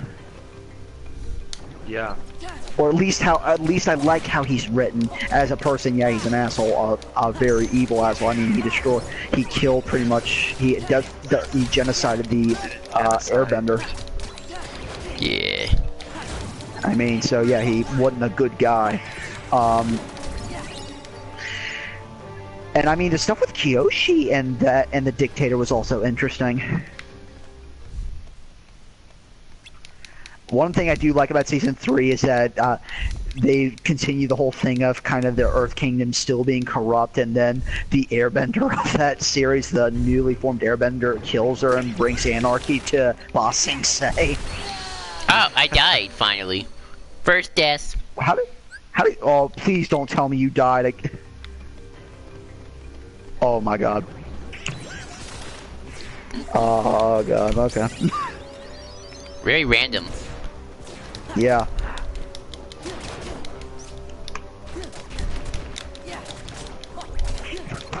Okay. Or getting into that art book in the coming weeks, because, like, I've seen some pages of it, and like, I need to get better at, of course, not just like storytelling, because that's really what I've been focusing on, but really like setting the scene, drawing, Yeah. characters interacting within a landscape. And that show is really good about doing that. Hey Griff, what I liked about Ozai is how they acknowledged how he was once innocent but has pretty much become irredeemable. Yeah. Agreed. You know what I should start watching? What? There's this channel that does like reviews and like theory videos about Avatar still, and I should go like hunt that guy down. Because I Yeah. remember watching some cool stuff about like blood bending and like Yeah. like lava bending and how that really works, and really like enjoying. I'll say this, oddly enough, I liked the Amon and Tarlok stuff. Amon was a good villain. Badass. Stephen Bloom. They had some really great voice actors in that show. Oh yeah, I especially love the scene where they both die. I love how Amon says we can finally start fresh. Tarlok takes the gas lid off, pulls the thing over, and says it would be just like the good old days. And I'm thinking to myself, and years later I'm like, that is some heavy ass shit. Fails to respond. Use Yeah. aggression to liberate his It's true like, and disposition. then when I thought to myself, oh, he's gonna take Amon down, I'm like, hey, what are you doing? And then he kills both of them. I'm like, okay, I was not expecting that. Now that's just plain rude. I didn't imagine Korra would go that route, especially on a television network. Yeah. I That forget, did do I catch just need me to by get rid of surprise. all the dance water dance things? Yeah, or- that's all you need to do. That's all you need to do. You don't fight Demix until Hollow Bastion. Okay, I always forget. No, all you have to do is get rid of the forms. I haven't gotten another Keyblade yet, have I? You have, but it probably wouldn't be much better. You know what's fun? Speaking of the really crappy movie, Jake, The Last Airbender, the one with Shyamalan. Yeah. He says time and time again, he's like, I just don't think people wanted to enjoy it, or he keeps trying to defend it. I'm like, Oi, Shamalama. I'll get to that in a second, Bigger. But the whole thing with The Last Airbender is, I have always said, the thing about, I will give that movie two things. I like the set design, and I like Dev Patel and the one who played Iroh. Other than that, everything else is such a weird choice for that movie, especially, and I bring this up every time, the stand-in for Katara inspiring the Earthbenders was such a bizarre scene. I'm like, I don't know what your thought process behind this was, Shyamalan, but I'm like, this doesn't make any sense, especially when, you know, they're on Earth. Yeah. Let's go. I think the thing with the firebending was cool, in Yeah. that like every other element has to be bended. You can't create water, you can't create air, you can't create earth. And so I remember thinking that was a very like that took some thinking and that took some insight, even though it's kind of like a simplistic thing. And then him being like, oh, only the most powerful firebenders can actually generate fire. But then Yeah. they literally have that line in the movie. It's like, you don't need to spell it out, right? And then they do the whole Sozin's comment like when the Comic Cons we'll be able to bend fire from our hands. Which, when I think in the grander context of the series, I'm like, okay, that kind of really, unless you really overpower it, it's really going to undercut your third movie. I don't know. I think that kind of gives it impending doom. Like, these guys were able to wipe out an entire like ethnicity with that power before. Yeah, you're right. That is true. I think I'm just trying to think on a visual scale how you would make that work. I guess you'd have to like a Lord of the Rings army it in that way to make that kind of thing work. Yeah. I think that's the only way you could make that work. You know, I would love it, and I doubt this will ever happen. In fact, no, I'm 100% positive this will never happen. I would love the creators of Avatar to get their hands on Kingdom Hearts. It won't happen. I know, but I would love the creators of Avatar to keep working in that world. That too. There's so much stuff that they could do with all the past avatars and the future. Like, what if they By the way, did, like, Vigriff, a future Avatar? Yeah, Vigriff, I can't really speak on the whole Tarla comparing Korra to himself because it has been many, many years since I've watched Korra in any capacity. I mean, Avatar 1, Avatar, the Old Republic, series. Everyone wants that. Yeah, I would love to see a new Avatar series come out. I don't even care if it's a new Avatar. I just want it to be just any Avatar from a time. I want to see those kinds of stories play out. Did we ever have an Avatar that went bad? I feel like that should be a thing. That would be a really interesting idea. I'm surprised that no one's done that yet. I would imagine they were probably. I imagine the whole thing with Latu probably after Stops Korra was that. like, I don't know, but an idea of Avatar getting corrupted. That's an interesting idea. Yeah, that's what I was gonna say. She literally destroyed Batu, meaning that Batu is growing inside of Rava. So what happens in the next harmonic convergence? Behind you. And I also question, like, has Vatu been destroyed before? I wonder. Yeah, I mean, I wouldn't think so because, like, the first big thing that happens with that is the harmonic convergence of Avatar 1. Because anything before that doesn't really matter because he was trapped there for 10,000 years. Yeah.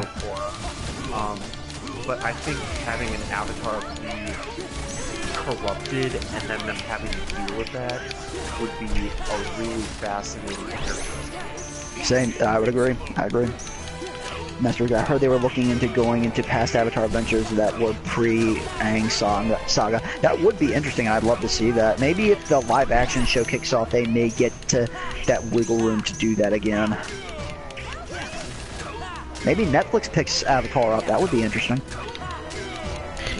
Here's something, I guess. Oh, sorry. Jake, go ahead. No, sorry. I'm just commenting on this.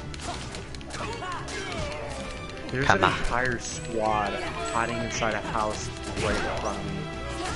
And, like, they're in a fight with another team, and I'm about to be pushed into them with the zone. So fucking... Vigriff, I highly doubt there's an evil Avatar. I can see why you'd say that, Vigriff. I mean... Get the fuck out of here, kid. I think he's I don't think he's talking to you, Vigriff. I think he's talking to his squad. No, he's not talking to you, Vigriff, believe me. Jake would say a lot of things to people and on a stream. I doubt he would say that. Oh, Jake's still here? Jake? I am. Okay, so you're gonna start your mic win a little. Kill this guy, and I'm not having very much success. No! Ah. As long as M. Night Shyamalan or whatever his name is directing the show, I'm all good with. Yep. Yeah, thank you, Jake. Thank you. You know what the sad thing is? Shyamalan is he's a decent director. I like Split. I know people love The Sixth Sense, which also Haley Joel Osment's from. So. And he has never said in this game, "I see dead people," and it annoys me. Then we'll go back him up. He can make good movies. I don't know what the hell happened with The Last Airbender. I would love like a documentary explaining how that movie was made. Jake, one of my favorite criticisms of The Last Airbender, the movie that I've seen thrown out, is Angry Joe was the one who coined this. He showed the first trailer for the movie. He's like, that is an amazing trailer, and you know what? It's not even in the movie. That was independently produced just for the trailer. I want to see what happens in the rest of that trailer. That was the best part of the movie, and it wasn't even in the movie. That's Have you seen the first trailer to that movie? No. Oh, I love that trailer, and then the movie would suck. Jake, let me ask you something speaking of that movie. Do you think it's inherently a bad idea that Aang said the reason Aang doesn't want to be Avatar because they say he couldn't have a family if he was? That's a weird reason. I don't buy that one bit. The whole reason that the reason why it works is because the gurus, right? Is that what they call them? The gurus were going to take him away from Gyatso. That was the whole thing. Well, they had to take him away because they knew this threat was coming, and usually they have to wait until the Avatar is older, 16, whatever, and they had to put this pressure on this kid, and what do you expect to happen? Yeah. And I hate the fact that the movie tried to make it up, oh, I couldn't have a family. I'm like, he's a 12-year-old kid, for Pete's sakes, and a monk. Really? Yeah, really lame. Like, and I love, and the first episode we get with Aang, he says, why didn't you tell us you were the Avatar? He's like, because I never wanted to be. And then we get the episode when he's at the Southern Air Temple. He finds out Gyatso's dead. He's calmed down. He's like, all the other airbenders are dead. I really am the last airbender. You see, yeah, the opening of that series is fantastic. Yeah. 16 is the magic number there. Thank you, Vigor. Yeah, 16. You know, I got a question for you guys about back to writing for a second, if you don't mind. How much do you like to seed in information, and then how much do you just like to have to introduce just like in the moment? Define seeding information. Like, give us an example. Well, I'll use Kingdom Hearts for you, Cole. Like, seeding Organization 13, or just full-on introducing them in the next book. Jake, going off of that, let me ask you another question. Are you one of those... I always go by the logic, if what you're introducing into the current storyline right then, if you're introducing a part, like a substantial part that doesn't really collide or even really have much to do with the story at hand you're telling, my rule of thumb is just cut it, and just, if it's something that it does kind of interact into that plot, then yeah, keep it, because it'll set up for other things later. But if it has no bearing on the story at that point, my rule of thumb is just to cut it. Yeah, I would agree with that. This is no time to beat yourself up. You know, in all honesty, being an English major who's like analyzing stories and whatnot, has proved to be really helpful. And I have a class with a professor this semester who has really has some great ideas and some great frameworks. And now, of course, like, he's a professor, he's a smart guy, like, of course he's going to be. But I took so many English classes. I took, like, just so much, like, in high school.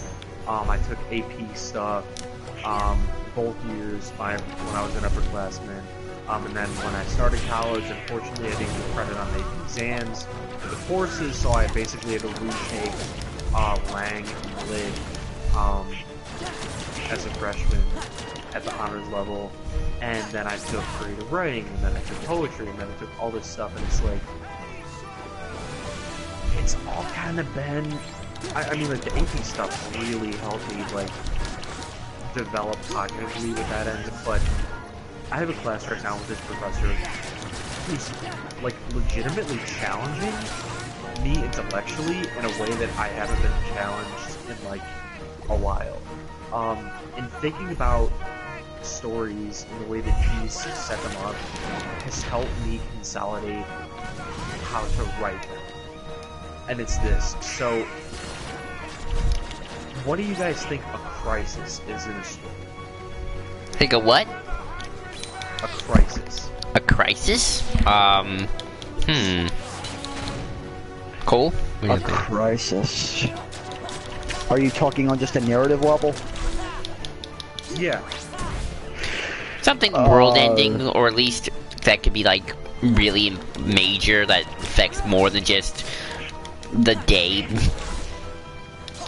Like this has implications. Yeah, so just kind of generally, like, a crisis